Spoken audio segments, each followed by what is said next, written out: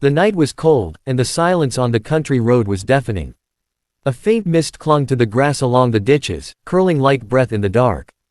Her feet ached with every step, blistered and swollen from walking for hours, but she didn't stop.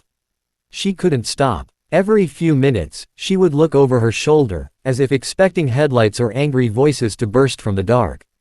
But there was nothing, only the echo of her own footsteps and the low rustling of trees swaying in the distance. She was young, barely in her 20s, but life had already weathered her spirit. Her clothes were thin and mismatched, thrown on in a hurry. A hospital bracelet still hung loosely around her wrist, flapping softly with each movement. Her long hair clung to her face, matted by sweat and tears. One arm wrapped around her heavy belly as the contractions started again, stronger this time. She let out a low cry and stumbled to a stop by the side of the road, gripping her stomach. Her breathing grew shallow and rapid. The pain was becoming more frequent now, a clear sign that the baby was coming. Too soon. Too fast. She scanned the road desperately. No cars. No houses. No light except the faint silver glow of the moon overhead. She was surrounded by fields and dirt, abandoned barns in the distance, and nothing else. Her plan had been simple: leave, walk, keep going until she found help. But help never came. The town was miles behind her, and there was no sign of civilization ahead. Her phone had died hours ago. Even if she had managed to call someone, she didn't know who she could trust anymore. Another contraction gripped her body like a wave of fire, and this time she screamed out loud, falling to her knees in the grass. Her breathing quickened. She tried to calm herself, tried to remember what she had seen in the pamphlets at the clinic, tried to picture how women breathed during labor. In through the nose, out through the mouth. But it was hard when panic was crawling up her throat and her vision blurred with fear. She was going to give birth right here, on the side of a dirt road, completely alone. Tears rolled down her cheeks, not from the pain but from the helplessness. She hadn't wanted this life for her baby. She had dreamed of a warm home, a soft crib, lullabies at night. She had promised herself that her child would grow up safe and loved, unlike the way she had. But now, here she was, abandoned and desperate, about to bring a new life into a world that had shown her nothing but cruelty. She collapsed onto her side as another contraction hit, harder than the last. Her breath came in sobs. She clenched the grass in her fists, gritting her teeth. Her dress was soaked with sweat. She didn't even have a blanket to lay on.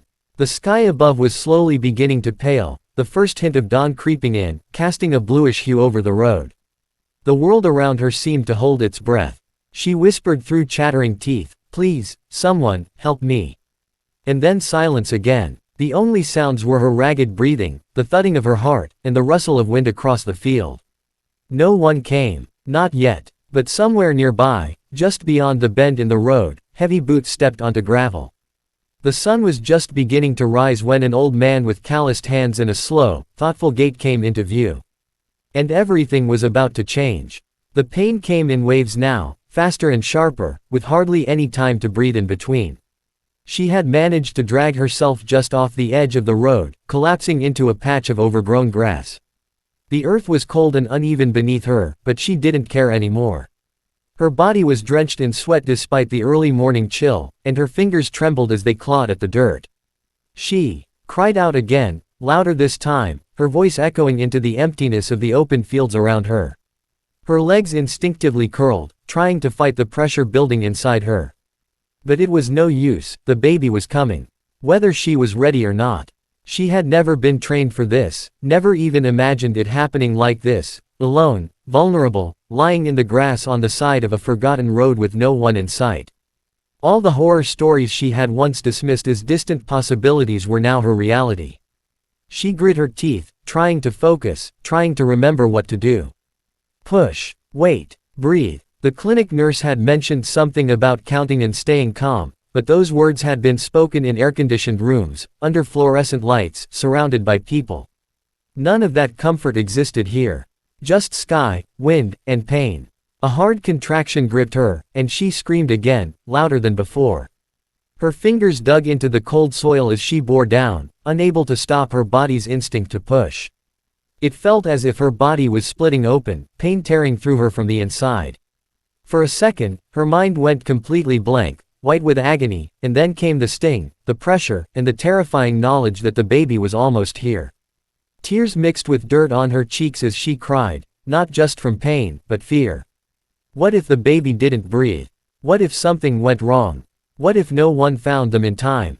She let out another sob, whispering broken words to the unborn child inside her. Please, please stay with me. Please be okay. The wind rustled the trees above her.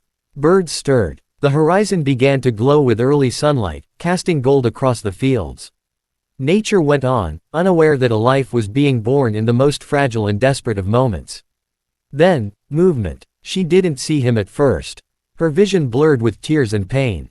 But she heard the sound, steady, slow footsteps on gravel. Then a shadow passed over her. She blinked against the light, her breath catching. Standing a few feet away was a man. Older, weathered, dressed in worn clothes and carrying a small metal bucket in one hand, clearly on his way somewhere ordinary. But his eyes locked with hers, and in that moment, something shifted. He didn't speak right away. He just looked at her, blood on her legs, hands shaking, belly swollen with life. And then he dropped the bucket, rushing to her side, kneeling in the grass without hesitation. "My God," he muttered, eyes wide but steady. "You're having the baby right here." She nodded through gritted teeth, barely able to breathe. He didn't waste time. "I've delivered calves," he said, trying to offer reassurance as he took off his coat and laid it beneath her. "But you'll be my first human. We'll do this together, all right?" She nodded again, this time with tears of relief. And just like that, the woman who had been utterly alone moments before was no longer abandoned. A stranger had become her lifeline.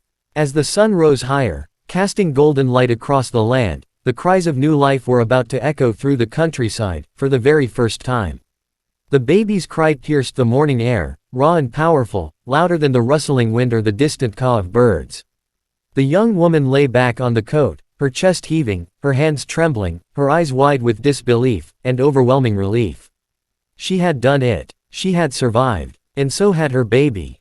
The farmer cradled the newborn in his weathered hands, his face a mix of awe and focus. He'd helped deliver hundreds of calves in his time, pulled them from struggling mothers during long, cold nights in the barn. But this was different. This was delicate, fragile, human. His calloused fingers were shaking as he gently cleared the baby's mouth and nose with a clean corner of his sleeve. The baby was a girl, tiny, red-faced, and already full of fight. She let out another loud cry as he handed her to her mother. Tears streamed down the young woman's cheeks as she pulled the baby close to her chest, wrapping her in trembling arms. She murmured soft words, apologies, promises, prayers, rocking her gently despite her own pain and exhaustion. Her face was dirty, her hair tangled, but in that moment, she looked radiant. Fierce and fragile all at once. The farmer sat beside her in the grass, breathing hard as though he'd run a mile. He pulled a flask from his jacket pocket and offered it to her. "It's water," he said gently. "Just water. Drink slow." She nodded, her throat dry and cracked, and took a few grateful sips. The silence between them was heavy but not uncomfortable. Just the kind that follows something monumental, like the stillness after a storm. Finally, she whispered, her voice barely audible, "Thank you, you didn't have to stop." He looked at her then, his eyes soft beneath the brim of his sun-faded cap. "Didn't even think about it. Saw you in the grass and just knew I had to help. I couldn't keep walking." He paused. "Name's Walter." She managed a weak smile. "I'm Lyra." Walter gave a nod, then looked down at the baby, who had now quieted, curled against her mother's chest like a kitten. "She's strong. Just like her mama." Lyra smiled through her exhaustion, brushing a shaking finger over her daughter's soft cheek. "I didn't think we'd make it. I was so scared." Walter nodded slowly. "You had every reason to be. But you did it. You brought her into the world.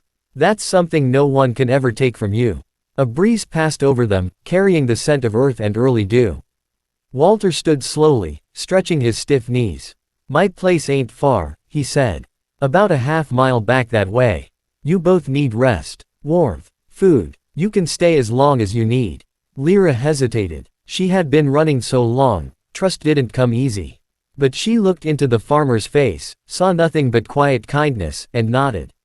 "Okay." He reached down and gently helped her sit up, careful not to jostle the baby. Then he bent and scooped the coat around them both, lifting them with surprising strength. She gasped at the sudden movement but clung to her daughter and to the warmth of Walter's chest.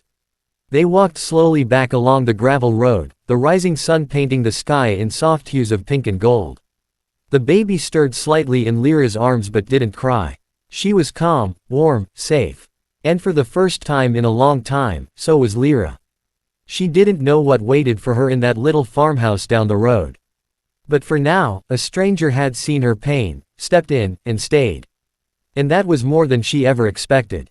The farmhouse was old but well kept, nestled at the edge of a field that stretched endlessly in golden waves. Its white paint was chipped and faded, the porch steps creaked, and the screen door hung slightly crooked, but it stood strong, like the man who carried Lyra and her newborn daughter up the path. Walter pushed open the door with his shoulder and gently laid Lyra down on a worn couch inside, careful not to disturb the baby sleeping against her chest. The air inside smelled of wood, coffee, and something baked recently. A kettle sat on the stove. A quilt hung over the back of a nearby chair. It wasn't fancy, but it was clean. Safe. Warm. Lyra exhaled a deep, shaky breath, finally able to let herself relax for the first time in days, maybe longer. Walter moved about quietly, gathering things. A clean towel, warm water in a basin, a soft flannel blanket for the baby. He spoke little, only when necessary, giving her space but never straying far. She watched him through tired eyes, studying the way he worked with gentle efficiency. He didn't ask questions, at least not yet. He just helped. She cleaned herself as best she could, grateful for the privacy he gave her. When she was done, Walter returned with a bowl of warm oatmeal and a spoon. She accepted it with both hands, and though it was simple food, it tasted like a feast. She hadn't eaten in nearly a day. The baby, swaddled now in a soft blanket and nestled in Lyra's arms, stirred and let out a small cry. Lyra shifted to feed her, still clumsy and uncertain, but determined.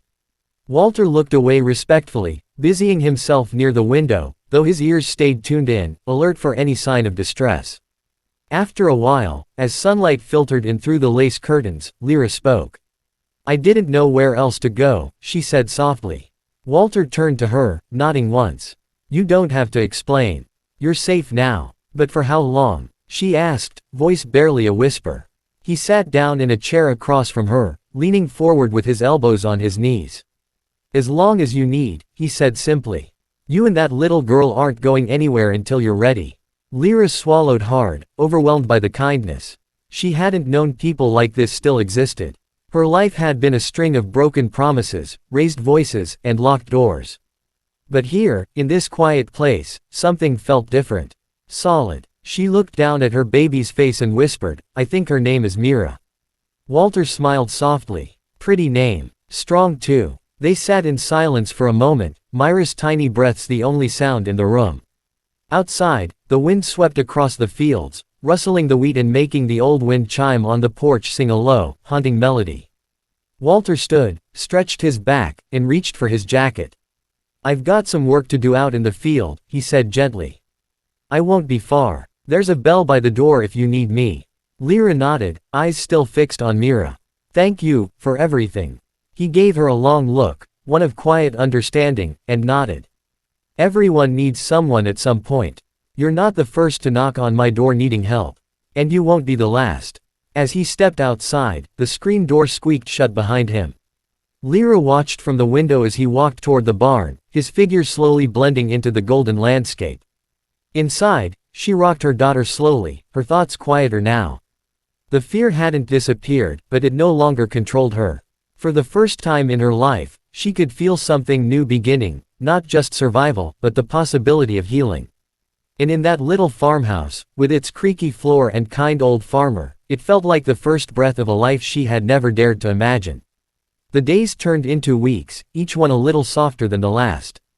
The farmhouse, once just a stranger's shelter, became something more, a space where Lyra began to exhale the fear she'd carried for so long. Mira thrived in the quiet, cradled always in her mother's arms or swaying gently in a makeshift crib Walter had crafted from an old wooden crate and quilt scraps. She cried less now, slept more. Her cheeks grew plumper. Her tiny fingers wrapped around Lyra's thumb with surprising strength. Walter kept his distance at first, careful not to impose, but his quiet presence filled the space with calm. He brought fresh eggs each morning, left warm soup on the kitchen table when Lyra was too tired to cook, and returned each evening with dust on his boots and stories from the fields. He never asked for her past, never pried. Instead, he spoke of the soil, the weather, the birds returning for spring. Slowly, Lyra found herself listening, not just out of politeness but out of a strange comfort. In the rhythm of his life. One evening, as golden light spilled across the farmhouse porch, Lyra stepped outside holding Mira, who was finally asleep after a long day of fussing. She hadn't gone farther than the porch since she'd arrived. For the first time, she allowed herself to breathe in the open air without fear. Walter was nearby, kneeling beside a row of carrots in the garden, wiping his hands on a cloth. "She likes the wind," Lyra said softly, surprising even herself by speaking first. Walter looked up, smiled beneath his beard. "Wind makes her stronger. It teaches her how to rest through movement." Lyra smiled faintly. "You talk like a poet." "I talk like a man who's been alone too long." She sat on the porch steps, rocking Mira gently. "Were you always alone?" "No," Walter said after a pause, standing slowly. "Had a wife once. Long time ago. She got sick. It was quick. Then it was just me and the farm.